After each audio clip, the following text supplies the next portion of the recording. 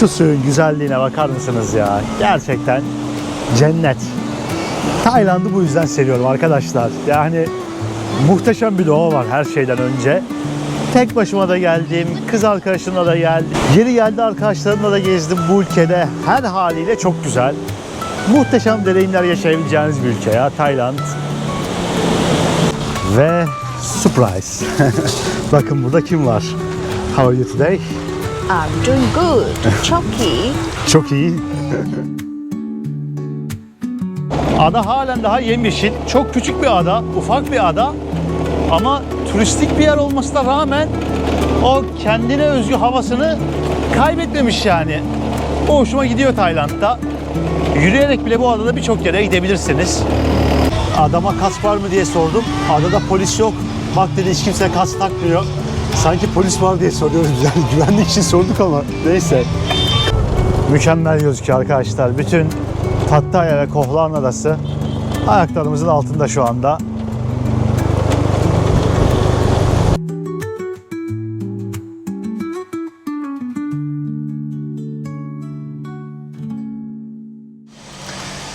Herkese yeni bir günden günaydınlar ya da iyi günler diyeyim çünkü saat 1 oldu.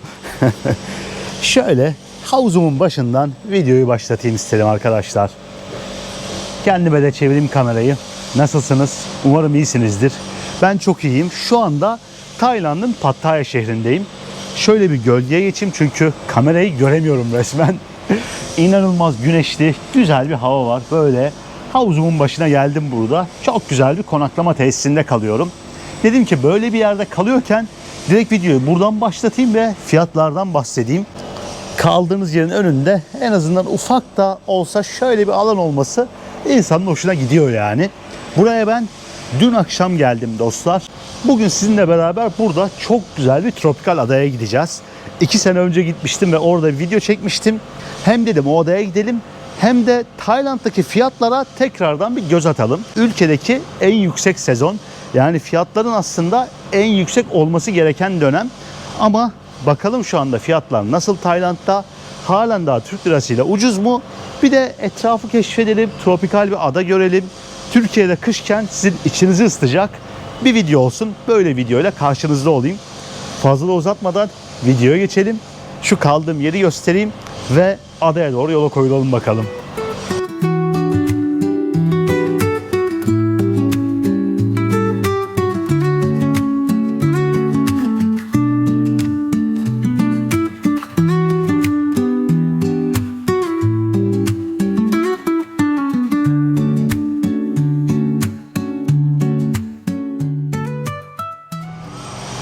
Havuzumuzu gördünüz zaten. Böyle bir havuzumuz var. Güzel bir oturma alanı yapmışlar.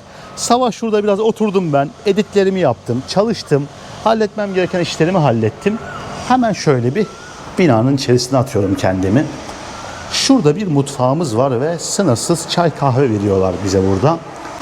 Hemen göstereyim bakın, mikrodalgası, işte ne bileyim kahve makinesi, tost makinesi, çay, kahve, her şeyi bırakmışlar bu şekilde.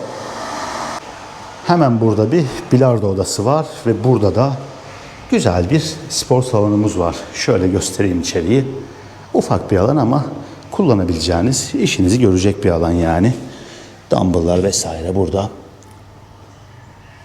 Bu alanda da çamaşır makinelerini, kurutma makinelerini bırakmışlar.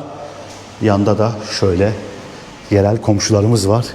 Şehrin merkezinde bir 3 kilometre falan uzaktayız. Çevremiz hep bu şekilde. Ne diyeyim, insanların şehrin dışarısında yaşadığı basit evlerle dolu. Güzel, onların hayatına tanıklık ediyorsunuz bir yandan. Bakın burası hemen resepsiyon alanımız. Şuradan şimdi ben asansöre atlayayım. Odamı da size göstereyim ve ardından hızlıca gidelim buradan, yola koyulalım. Daha fazla vakit kaybetmeyelim. Ve burası da benim odam dostlar. Bakın şöyle kocaman bir yatağımız var burada. Klimamız hemen burada. Ufak bir balkonumuz var. Balkonu daha hiç kullanmadım bile. Az önce göstermiş olduğum komşular falan var yanımızda. Ama güzel, etrafı yeşillendirmişler böyle. Odamızın içi bu şekilde. Şurada bir buzdolabımız da var. El yıkama lavabosu yapmışlar burada. Ve tuvalet, duşta şu şekilde hemen göstereyim. Yani normal, güzel bir oda.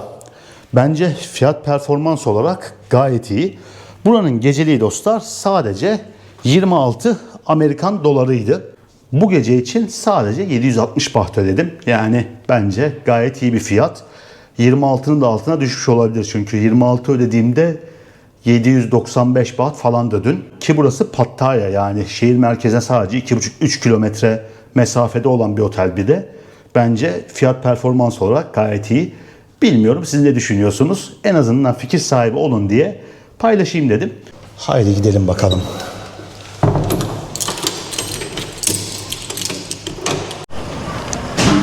Evet, şöyle bir dışarıya attım kendimi.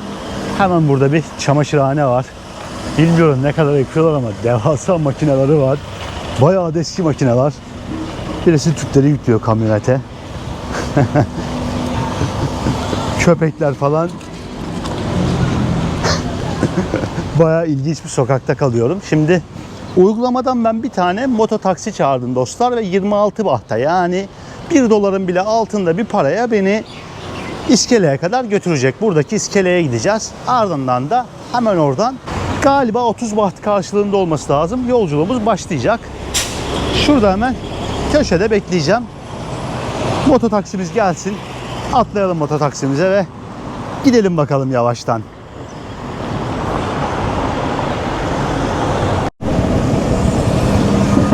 Evet, şimdi motorumuza atladık. Limana doğru, iskeleye doğru ilerlemeye başladık. Abi yavaş, yavaş abi be. Acelemiz yok o kadar da. Arkadaşlar, durum vaziyet bu benim. Maalesef kask diye bir şey icat edilmemiş Tayland'da yolcular için. Yani mototaksi çağırdığınızda hiç kimse kask vermiyor size. En azından şimdiye kadar hiç kimse kask falan vermedi bana. Bu arada bakın, seyyar restoran. Motorun üzerine restoranını yüklemiş abi, satış yapıyor. Tayland'da hayat motorların üzerinde yaşanıyor. Vietnam'da da böyleydi. Burada da böyle. Yani Güneydoğu Asya deyince motor hayatın en önemli parçası ya. Yollara bakar mısınız? Delik deşik.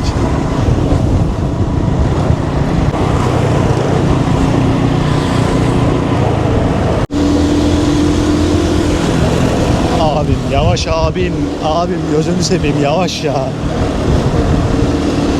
Yemin ediyorum korka korka gidiyorum. Buradaki motorcular yani Vietnam'dan 3 kat daha çılgın kullanıyorlar. Oğlum çukura da girdik.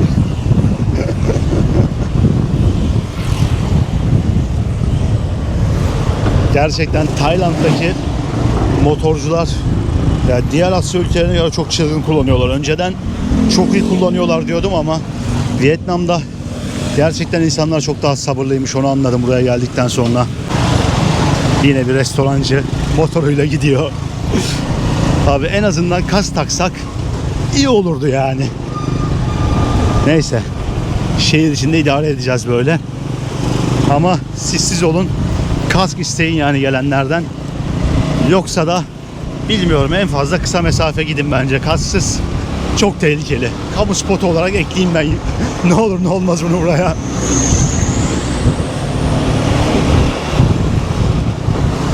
Ve geldik arkadaşlar. Sağ salim buraya kadar ulaştım. Pattaya şehrini görüyorsunuz. Bir sürü bu speedboat dedikleri ufak teknelerden var etrafımızda. Hemen şurada ufak bir plaj var. Ve ilerisi o meşhur gece hayatının döndüğü Walking Street.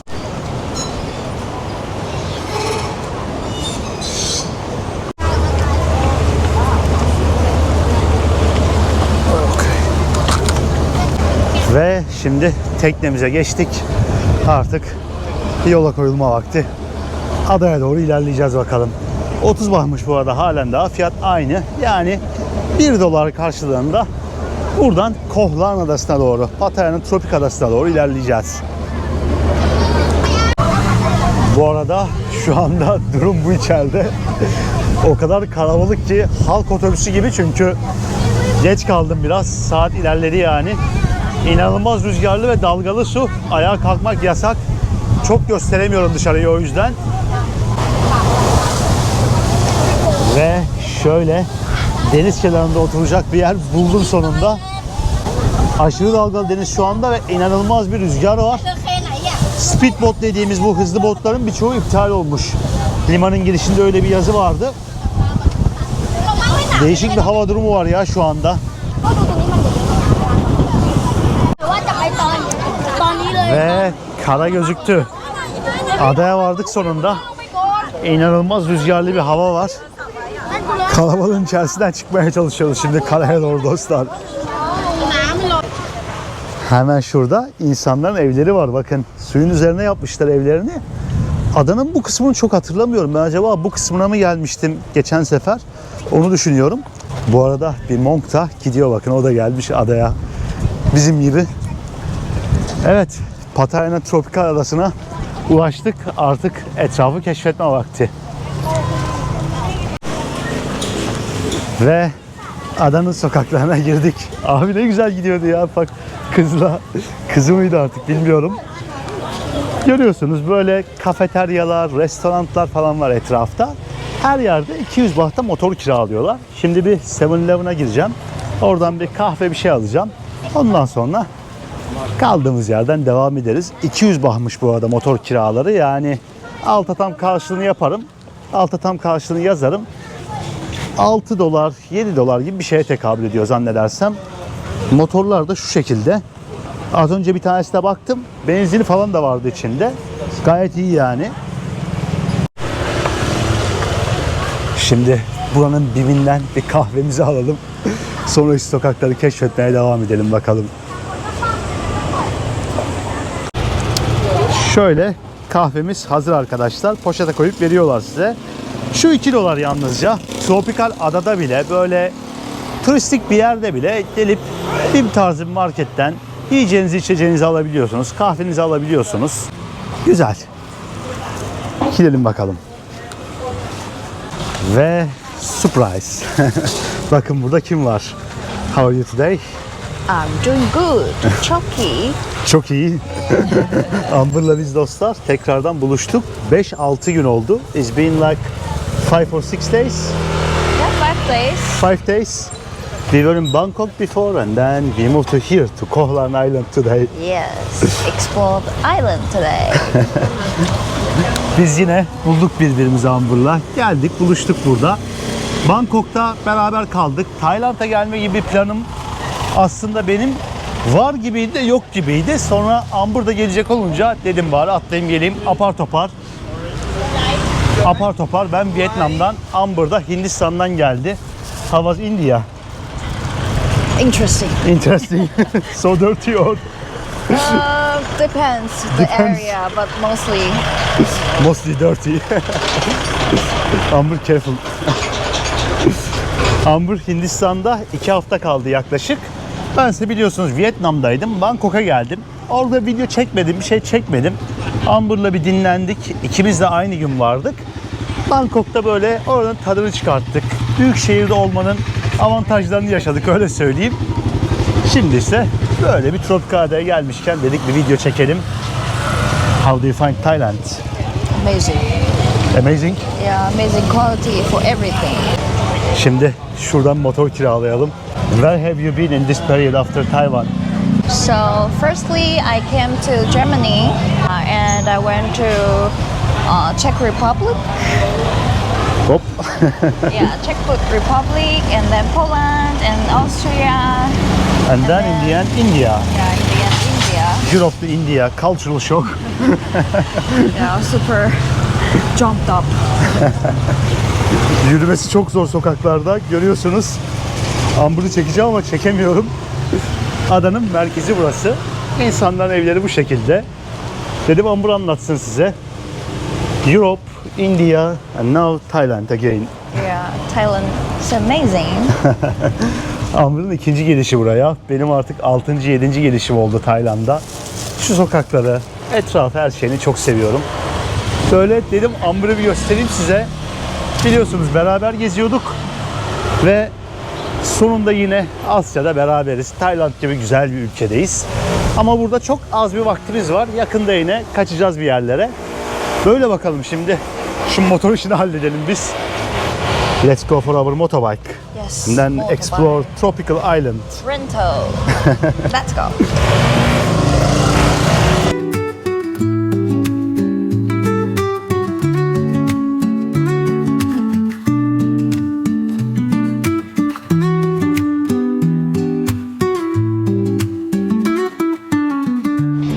Ve we rented our bike. Yes. Let's go. Motorumuzu kiraladık arkadaşlar. 200 baht günlük. Şöyle bir uzaklaşıp göstereceğim. Hemen şu abi. Limanın girişindeyiz. Şurası liman. Burada görüyorsunuz bir sürü motoru kiralayan var. Kopun kap. 3-4 saat boyunca bununla gezeceğiz. Sonrasında geri döneceğiz. Hello. Yeah. Adama kask var mı diye sordum. Adada polis yok. Bak dedi hiç kimse kask takmıyor. Sanki polis var diye soruyoruz. Yani güvenlik için sorduk ama neyse. Kask yokmuş. Şu güneş gözlüğünü takacağım. Gözüme toz girmesin en azından. Gidelim bakalım. Şöyle çantaya koyayım. Evet. น้ำ5 ขวดเอาแล้ว İyi çalışıyor en azından. 4 ขวด 4 ขวด Let's go. Macera başlasın bakalım. Adayı keşfedelim sonunda artık. Let's go. Let's go. Yap.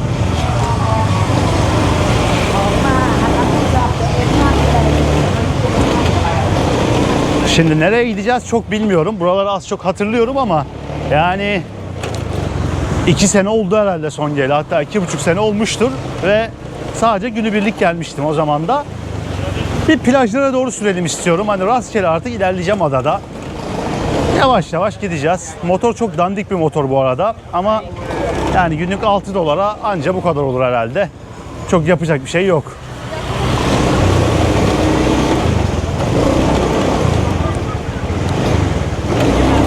Sokaklar bayağı dar bu arada, bakar mısınız ya?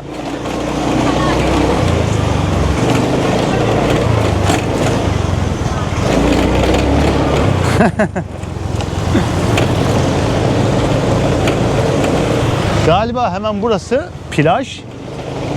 Hatta ufak bir pazar kurmuşlar.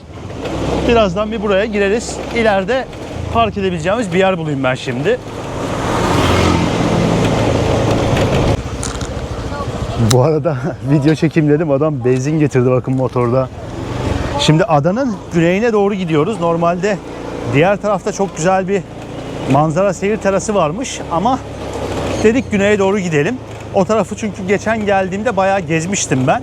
Hatta kanalda videosu da var. Pattaya'nın tropikal adası başlıklı bir şey olması lazım, hatırlamıyorum. Belki buraya kartını bırakırım o videonun. Yukarıdan tıklayıp onu da izleyebilirsiniz. Türk lirasıyla Tayland'da olabilir. Ya şu olayı seviyorum. 6 dolara 7 dolara geliyorsunuz. Motorunuzu kiralıyorsunuz. Böyle cennet gibi bir yerde geziyorsunuz. Burası mesela turistik bir yer, yine de insanların o yaşantısını da görebiliyorsunuz. Ufak benzin istasyonları kurmuşlar bu arada. Tek başınıza doldurabileceğiniz. Otomat gibi. Böyle bir 7 dakika kadar ilerleyecekmişiz adanın güney kısmına doğru. Sonrasında orada bir manzara seyir terası da, ardından da plaja ulaşacağız. Adanın etrafını böyle 2-3 saat boyunca vaktimiz yettiğince gezmeye, görmeye çalışacağız. Şöyle bir geçeyim ben aradan. Hiç kimsede kask yok ya bu arada. Kask henüz Tayland'da icat edilmemiş yani. Ufak yerleşim yerlerinde kask diye bir şey yok burada abi.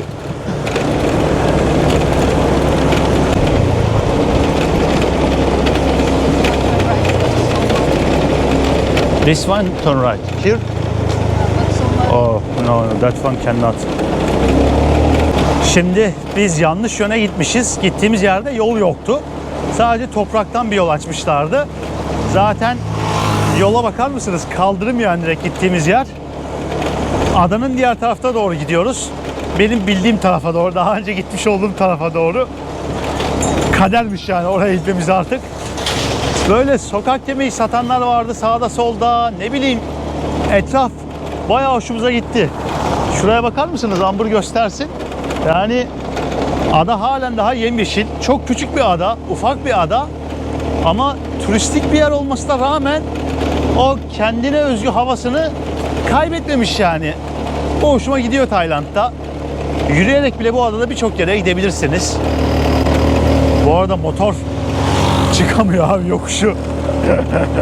110 cc galiba bu motor.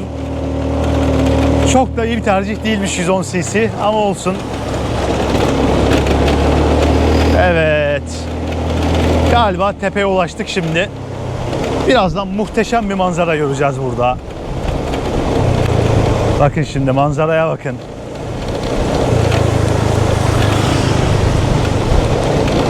Hemen şurada park yeri var. Bir girip park edeceğim. Okay. Can close. Şimdi ilk durağımızda durduk dostlar. Hemen burada Tayland kralını görüyorsunuz. Tayland krallıkla yönetiliyor bildiğiniz üzere. Şimdi bir manzarayı göstereceğim size. Gerçekten çok güzel bir manzara var. Şu suyun turkuazlığına, güzelliğine bakar mısınız ya? Bembeyaz kumlar, turkuaz su. Adayı en tepeden gördüğümüz bir nokta. Muhteşem gözüküyor gerçekten.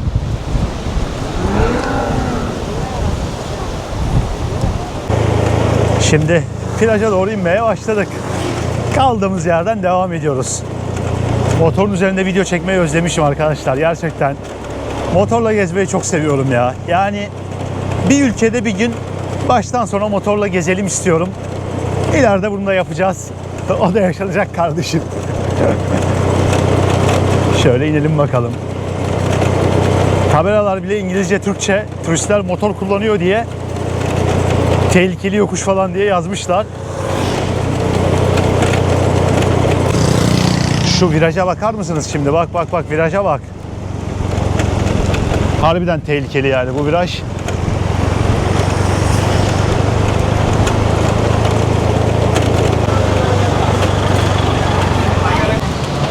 Ve motorumuzu park ettik.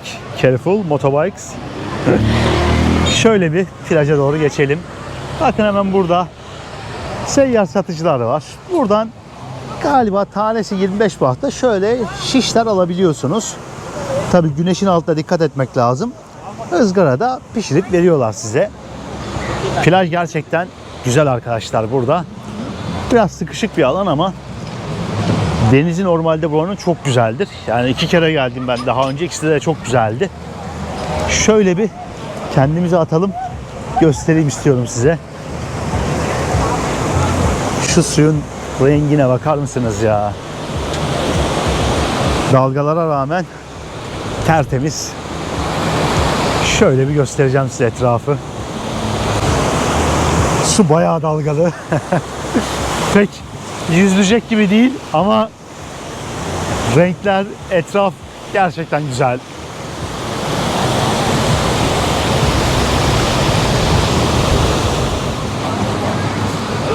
Plajın kenarı bu şekilde arkadaşlar.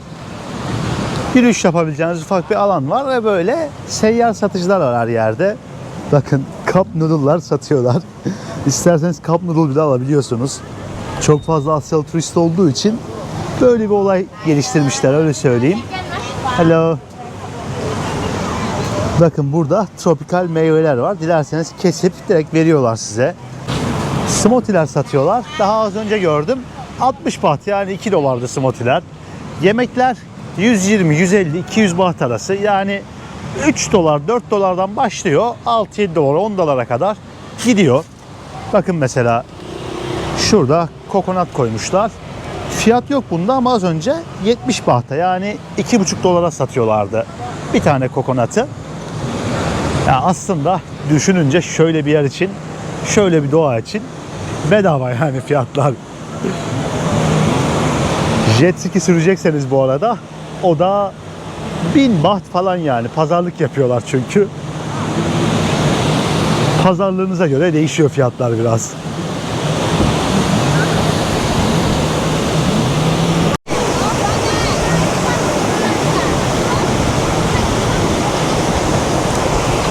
Şu suyun güzelliğine bakar mısınız ya? Gerçekten cennet. Tayland'ı bu yüzden seviyorum arkadaşlar. Yani muhteşem bir doğa var her şeyden önce. Tek başıma da geldim, kız arkadaşımla da geldim. Yani yeri geldi arkadaşlarımla da gezdim bu ülkede. Her haliyle çok güzel. Muhteşem deneyimler yaşayabileceğiniz bir ülke ya Tayland. Şimdi hemen burada plajın karşısında bir restoran bulduk. Bayağı güzel bir manzaraya oturduk. Yemeklerimizi sipariş ettik arkadaşlar. Bakın şöyle 2 katlı otel, restoran tarzı yerler yapmışlar etrafta. Dilediğinizde oturup şu manzaraya karşı yemeğinizi yiyebiliyorsunuz. Bir bizim oturduğumuz yeri göstereyim. Tam burada. Our food is coming. Bakın arkada hemen yemeklerimizi pişiriyorlar. Mutfaklarına güveniyorlar demek ki. Şöyle oturduk. Manzaranın güzelliğine bakar mısınız? Deniz dünyası. Ne dünyası? Deniz. Deniz dünyası. Türkiye'de birkaç tane firma var ya, işte reklam değil, tavuk dünyası, işte simit sarayı falan, onları biliyor Amber, o yüzden diyor. Tavuk. Dünyası. Deniz dünyası. Arkadaşlar şöyle bir yerde bile yemekler 4-5 dolardan başlıyor. Böyle 2 kişi 15-20 dolara çok güzel yemek yiyebiliyorsunuz. Manzarayı görüyorsunuz yani. Tropikal adadayız. Karşımız Beach Club. Ne bileyim, denizin kenarında yiyorsunuz yani. Ve geldiğimiz yerde gerçekten güzel bir yer. Güzel bir restoran. Şöyle bakın, doğal taşları, ne bileyim deniz kabuklarını falan bırakmışlar. Ucuz. Tayland halen daha ucuz. Yemeklerimiz gelsin, teker teker fiyatlarından bahsedeceğim birazdan. Ve şöyle bir papaya salatamız geldi arkadaşlar. Bunu ben çok seviyorum. Tayland'ın milli salatası denilebilir. Yengeçli ve balıklı. Amber şöyle bir tom yum çorbası aldı. Bu da yine karidesli bir çorba. Şöyle gösteriyor bize. Benim de deniz ürünlü, deniz mahsullü pad thai'm gelecek. Ve hepsi bunların galiba 400-450 baht gibi bir şey tuttu. Yani 13 dolar, 14 dolar gibi bir şeye tekabül ediyor. Ha, geldi bu arada. Kapın kap. Şöyle göstereyim. Bu arada porsiyon küçükmüş ya. Bu ne? Bunun noodle nerede? Bunun devamı nerede? Kapın kap. Şu 150 bahtı deniz mahsullü pad thai. Bu galiba 200 baht, 350. Bu da 80 baht gibi bir şeydi. 430 hepsi. Şöyle bir yerde, güzel bir restoranda 2 kişi 10-15 dolara böyle güzel bir menü yiyebiliyorsunuz yani. İçecek falan bir şeyler daha alsanız bir tık daha fazla tutar ama fiyatlar yine çok uygun yani. Şöyle çubuklarımızı bir açalım. Salatayla başlayacağım arkadaşlar. Hoppa. Şunu şöyle bir tadına bakayım.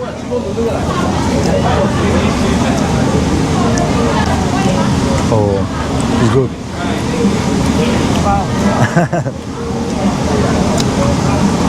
Şöyle göstereyim, bu yengeçli dediğim gibi az önce ve fermante balık varmış içinde. Bu papaya salatası. Adından da anlaşılacağı üzere papaya falan var yani içinde. Tuzlu, soya soslu güzel bir salata böyle. Yemeğin yanında iyi gidiyor. How is it? Very delicious, right?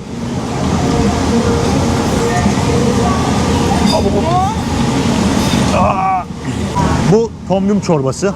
Bir onun da tadına bakayım. Amber'ın yemeğinden alayım.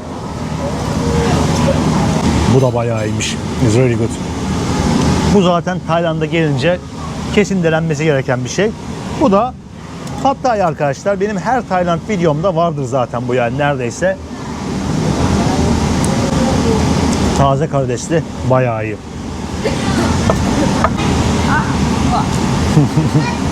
Soya filizleri, limon ve yer fıstığıyla geliyor. Her şey karıştırdığınız bir yemek bu. Seven sevmeyen çok var. Tofu var içinde. Noodle var. Kızarmış noodle. Benim hoşuma gidiyor açıkçası. Ben her geldiğimde yemeye çalışıyorum yani bol bol. Tay yemeklerini seviyorum.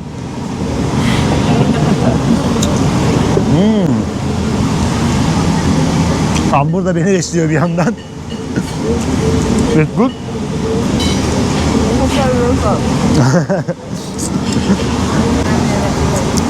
Do you like Thai food? Yes, a lot.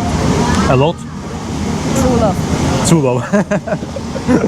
Bak Hamburg'da çok seviyorum diyor. I couldn't love Ethiopian food. Hamburg'la yemekler hakkında konuşuyorduk. Yemek problemi tek yaşadığımız ülke Etiyopya'ydı galiba.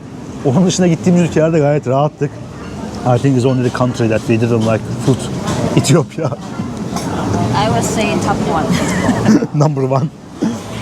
Arkadaşlar Tayland'a yolunuz düşerse yemeklerine bir şans verin bence. Severseniz sevmezseniz size kalmış.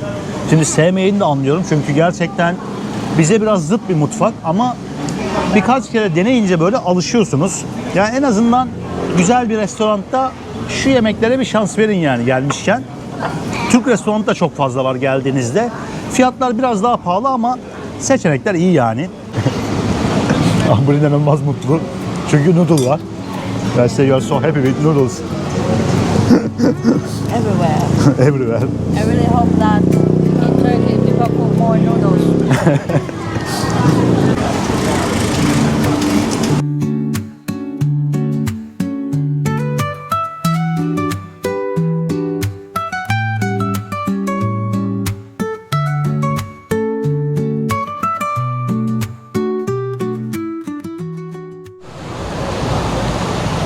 Ve arkadaşlar yemeğimizi yedik.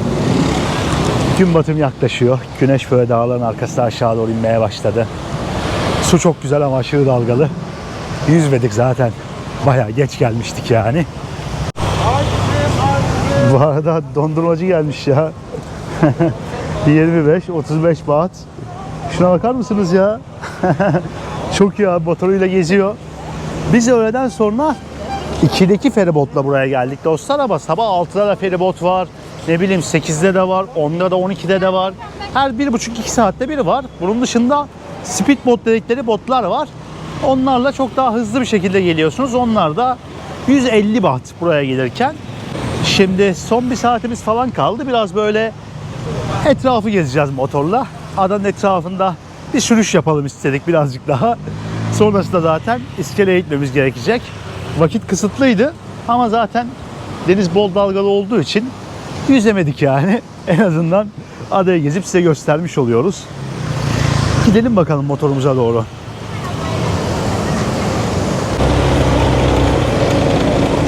Ve tekrardan atladık motorumuza. Adanın gerçekliği bu yani. Motor atlayıp gidiyorsunuz istediğiniz yere. Burada neyin kalabalığı varmış ya böyle. Bir kalabalık çıktı karşımıza, bakar mısınız? Dayıcım bir çekilin de geçelim.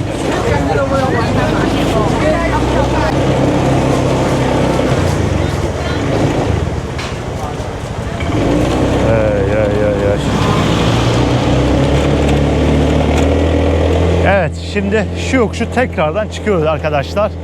Adayı keşfetmeye devam ediyoruz. İlerleyelim bakalım.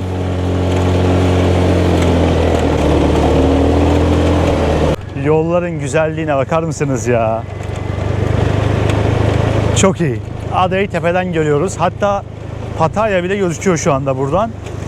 Şu motora bir yol vereyim ve yolumuza doğru gidelim biz de. Hemen şuradan soldan devam edeceğiz. Hoppa. Evet. Adanın doğası çok güzel. Ufak bir ada. 5 dakikalık sürüşte her yere ulaşıyorsunuz. Ya şu tarz yerlerde olmayı çok özlemişim. Vietnam'da gezdiğimiz ada da böyleydi. Burası da böyle bir yer. Hayat daha sakin, böyle kendi akışında devam ediyor. Fazla bir şeye ihtiyacınız yok. Ne bileyim. İnsana bir huzur veriyor, sakinlik veriyor böyle yerler. Hop şu suya saplanmadan geçelim şöyle.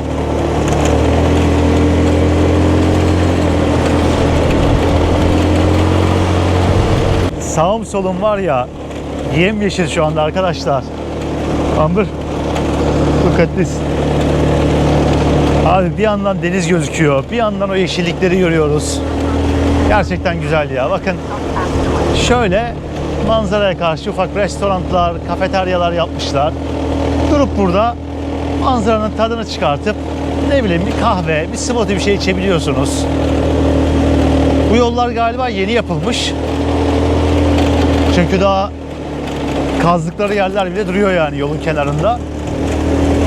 Adanın en tepesine doğru çıkıyoruz resmen şu anda.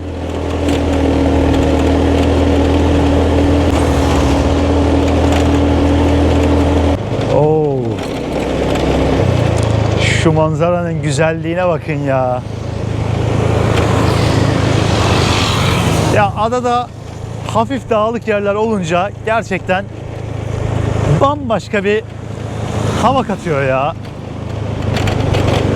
Şu sürdüğüm yola bakar mısınız? Ki yapılaşmanın da fazlasıyla olduğu bir yer ama işte doğa o kadar güzel ki, o kadar büyük bir doğa var ki burada bile. Onu çok da hissettirmiyor size. Yavaş yavaş inelim şuradan. Vay vay vay. Arkadaşlar şu an öyle bir yere geldik ki muhteşem bir görüntü var ya. Gerçekten çok güzel duruyor. Şu manzaranın güzelliğine bakın şimdi. Muhteşem ya. Şuradan plaja doğru yürüyebiliyorsunuz. Hemen şurada çok güzel bir plaj var. İnsanlar fotoğraf çekiliyor bakın. Bakar mısınız? Arka taraf yemyeşil.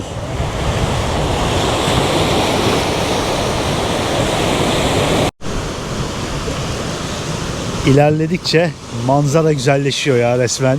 Suyun dalgalı olması da ayrı bir şey katmış buraya. Bakın yine dondurma satıcıları var.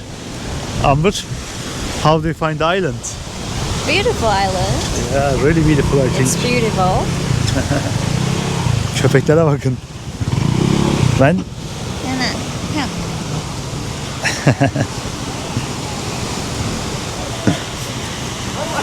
şurada da bu arada kurutulmuş ahtapot mu diyeyim, kalamar galiba, kalamar satıyorlar. Şöyle bildiğiniz bakkal açmış ablamız. Kokonattan hazır noodle'lara kadar, biraya kadar her şeyi satıyor ya. Plajın girişinde direkt. Ama burada köpeklerle oynuyor hala.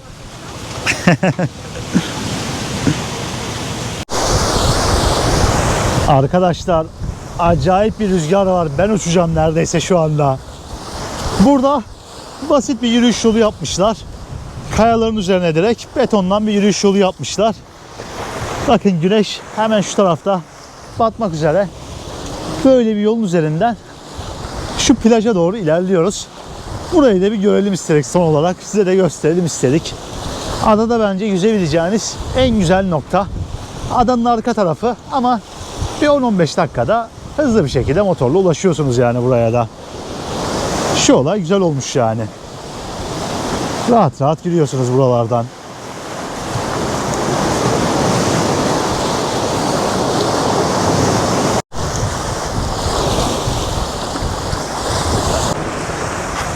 Evet arkadaşlar, beyaz kumlar, turkuaz sular, o hayallerimizdeki plaja geldik yani resmen. Adanın en güzel yerlerinden bir tanesi denilebilir herhalde. Yüzmek için de güzel bu arada çünkü öbür taraf kadar dalga yok. Günün sonunda anca gelebildik buraya. Galiba geçen sefer de en son gelmiştim. Ama olsun. Paddleboard da yapılıyormuş. Beautiful, right?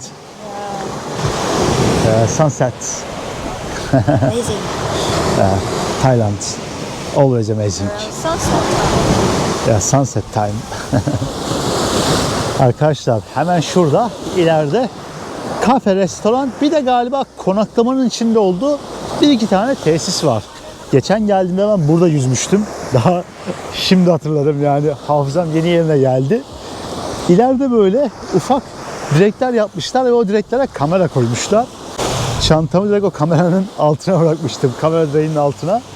Plajın girişinde de yine kameralar var. Bayağı turistik bir yer olduğundan ve Pattaya'dan da günübirlik çok fazla insan geldiğinden buraya buna önem veriyor yani Tayland hükümeti belli ki. Yasakların listesini her yere asmışlar. İşte plajdaki kuralları yazmışlar. Mesela yüzeceğiniz alanları bu şekilde çevirmişler. Bu alandan çıkmayın diyorlar. Güzel yani, ülkesinin güzelliklerine sahip çıkıyorlar. Çok fazla yaklaşmanın olmaması da iyi burada.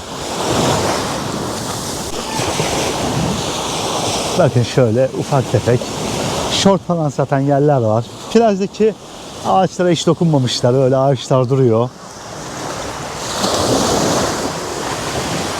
Çok güzel bir doğa var.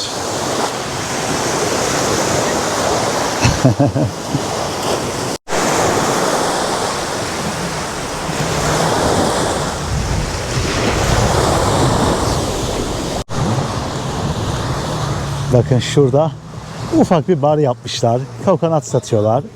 Ufak tefek böyle basit alkolleri satıyorlar. Kumların üstünde hemen. Bu arada güneş aşağı doğru gittikçe manzara güzelleşiyor. Geldiğimiz yer ta şurada bir yerde kaldı. Çok uzak değil ama artık minnacık gözüküyor resmen. Yürüyüş yapmak için bile gelmeye değer bir yer. Ve o kadar dalga yok. Adanın en güzel noktasıydı. Birazdan artık veda edeceğiz buralara. Tekrardan motora dönüp sürmeye başlayacağız iskeleye doğru. Gün batımının tadını çıkartıyoruz şimdilik.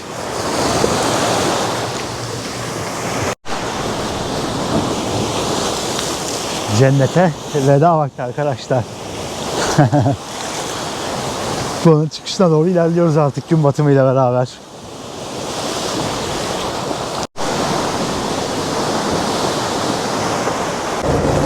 Ve artık başladığımız noktaya dönüş vakti arkadaşlar. Telefonu bıraktık buraya. Açtık yol tarifini, gidiyoruz. 7 dakika sadece. Adanın küçük olmasının avantajı yani bu da. Ufak bir yerde olunca kafanız da rahat oluyor. Ne bileyim, böyle çok koşturmacanız olmuyor en azından. Her yere kamera koymuşlar ya adada. Plajda kamera vardı. Burada yollarda da var. Yani Tayland hükümeti bayağı önem veriyor gibi buraya. Güzel.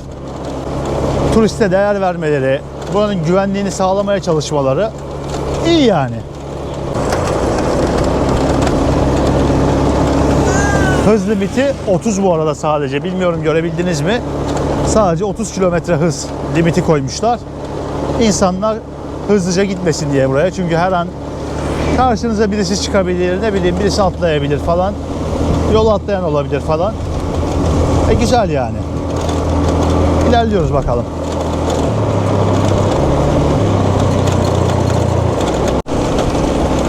Ve adanın tepesindeyiz şu anda. Yalnız inanılmaz bir rüzgar var yani. Mikrofon uçmasın diye iyice yavaşlıyorum. Mükemmel gözüküyor arkadaşlar. Bütün Pattaya ve Koh Larn Adası ayaklarımızın altında şu anda. Ya küçücük dediğimiz adanın bile aslında ne kadar büyük olduğunu tepeye çıkınca anlıyorsunuz. Güzel. Gerçekten sevdim burayı. Pattaya'ya dair sevdiğim en nadir şeylerden bir tanesi herhalde. Gerçi başka sevdiğim bir şey var mı diye düşünüyorum. Herhalde yok yani buraya dair. Mecbur olmasak gelmezdim. Başka yerlerde hava güzel olsaydı hiç gelmezdim. Bu adaya uğrayın. Pattaya şehrinde bir şey yok yani. Gece hayatı sadece ve kirli, pis, değişik bir gece hayatı. 60 yaşındaki Avrupalıların 18 yaşındaki Taylı kızlarla gezdiği iğrenç bir ortam var aslında.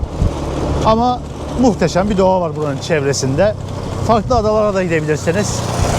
Yani Pattaya'ya gelince yapılacak tek şey gece hayatı değil, bu adalarda da güzel vakit geçirebiliyorsunuz. Tayland'ın her yerinde olduğu gibi.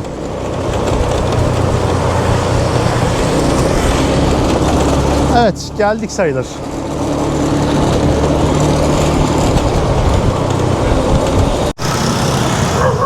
Evet, adanın merkezinde bayağı bir kalabalık hakim. Motor trafiği başladı. Limon aşırı kalabalık şu anda. Feribota gidiyor herkes.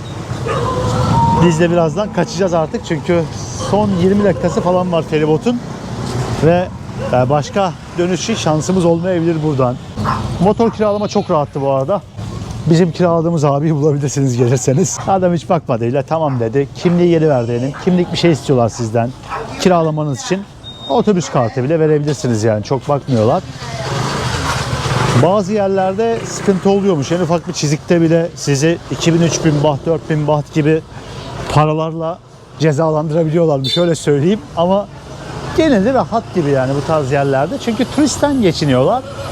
Turistle de problem yaşamak istemiyorlar yani haliyle insanlar. Ama dediğim gibi dikkat edin yine de. Abinin de reklamını yapmış olduk. Neyse. Şöyle biraz yürüyeyim dedim ama sonuna geldik yani adanın. Sokaklar falan bitti neredeyse. Güzel, ufak, şirin bir yer, tatlı bir yer. Çocuklar bile motor kullanıyor baksanıza. 13-14 yaşında çocuklar bile motorla geziyor. Masaj salonu var bakın. Bir saatlik ayak masajı mesela 350 bahtmış. Tay masajı 350 baht. Yani 10-11 dolar falan arkadaşlar. Fazla böyle gidemeyeceğim buralara doğru. Zaman kısıtlı. Hamburger'de bir yerde kıyafet gördüm dedi. Onları deneyeceğim. Sen dedi yürü biraz. İyi dedim ben de. Hem biraz daha buraları görelim hem de vakit geçirmiş olurum. Bu arada sağımda 2 tane büyük tapınak. Hemen önünde ise bir tane daha büyük bir tapınak var. Burası farklı bir plajın girişi ama gece pazarı gibi bir şey var burada. Gündüz, akşam şu görüntü hep devam ediyor burada. Biz motoru ilk kiraladığımızda da bunu görmüştük geçerken. Akşam bayağı kalabalık oluyordur burası. Bu tarz yerlerde yemekler çok ucuz oluyor ama tabii herkes yiyemez yani. Genel olarak bence sokak yemekleri bayağı temiz Tayland'da ama tabii kişiye göre değişir yani. Şöyle göstereyim. Kızarmış tavuklar satıyorlar. 35 baht, 40 baht, 50 baht. Şöyle tatlı satıyorlar bakın. 2 tane alacağım. Tanesi 10 bahtmış. Bu ek tart olarak geçiyor. Buna bayılıyorum ben. Portekiz tatlısı aslında ama Tayland'da bile satılıyor. Pazarda ortam çok iyiymiş ya. Hemen burada bu şekilde balıklar satılıyor bakın. Galiba tuzda bekletiyorlar balığı sonra pişiriyorlar. Dışarısı pul pul bakar mısınız? Bembeyaz böyle katman var resmen balığın dışında. Deniz mahsulleri satılıyor. Ya aradığınız her şeyi bulabiliyorsunuz. Herhalde kilo fiyatıdır bunlar. 380 baht bakın kalamar. Karides, jumbo boy karidesler bu arada 380 baht. Şu da yine aynı 380. Yani boyutlarını şöyle göstereceğim. Gerçekten çok ucuz. Şöyle istiridyeler var. Istakozlar falan var. Ve 300-380 baht fiyatlar hep. Burada yine aynı. 380 baht bakın karidesler. Istakoz yine 380 baht galiba tane fiyatı. Hello. Deniz mahsulleri gerçekten çok ucuz arkadaşlar. Tayland deyince zaten akla gelen şeylerden bir tanesi bu da. Fazla duramayacağım burada. Çok oyalanmayayım da zaten. Hızlı hızlı geri dönelim. Evet, adaya veda vakti. Let's go back. Şöyle feribota doğru geçelim biz. Gün sonu koşturmacası artık. How do you like Thailand? It's amazing, food super delicious, people are really warm, So smiley. and everything so convenient. Duyuyorsunuz. Tamamen benim söylediklerimi söylüyor Amber'da. İnsanlar güler yüzlü, güvenli, her şeye ulaşması çok kolay. Dilerseniz motor kiralıyorsunuz 3-5 dolara, ne bileyim. Dilerseniz motor taksinizi, normal taksinizi çağırıyorsunuz. Otobüs sistemi, tren sistemi her şeyi oturmuş. Ne çok böyle aşırı gelişmiş ne de geri kalmış bir ülke. Tam kıvamında halen daha bence gezmek için. Yani ben çok keyif alıyorum bu ülkeye her geldiğimde. Bir haftadır buradayız. Çok kısa vaktimiz kaldı. Ama bizim için dinlenmek için uzun bir zaman sonra buluşmak için çok güzel bir yer oldu.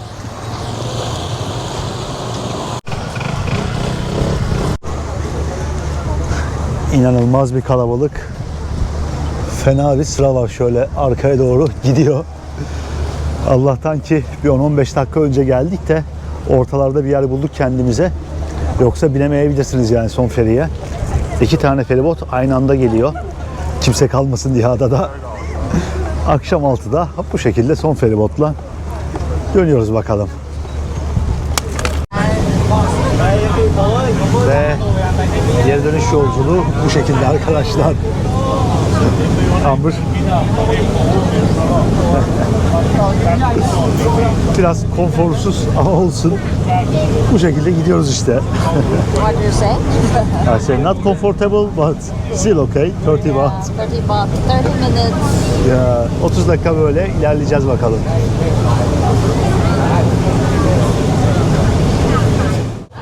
Ve evet, döndük arkadaşlar. Hemen şurada Pattaya City yazısı gözüküyor. Şehrin dışarısında bir tepeye yerleştirmişler hemen burada. Çok da dışarısı da sayılmaz gerçi. Sürekli rengi değişiyor bunun. Ama burada. The lights kinda weird. Like night club, even the lights. Işıklar bile gece kulübü gibi. Onu diyorum ben burada. Değişik buranın limanı bile. Arkadaşlar güzel bir gündü. Umarım izlerken keyif almış olduğunuz güzel de bir video olmuştur. Burada artık videoyu kapatacağız. Şu tuhaf ışıkların altında kapatıyoruz ama neyse. Amber, see you. Bye bye. How was your day? Doing good. Evet, Tayland'dan, Pattaya'dan herkese selamlar arkadaşlar. Kendinize çok iyi bakın. Videoyu beğenmeyi ve kanalıma abone olmayı unutmayın. Görüşmek üzere. Görüşürüz. Görüşürüz.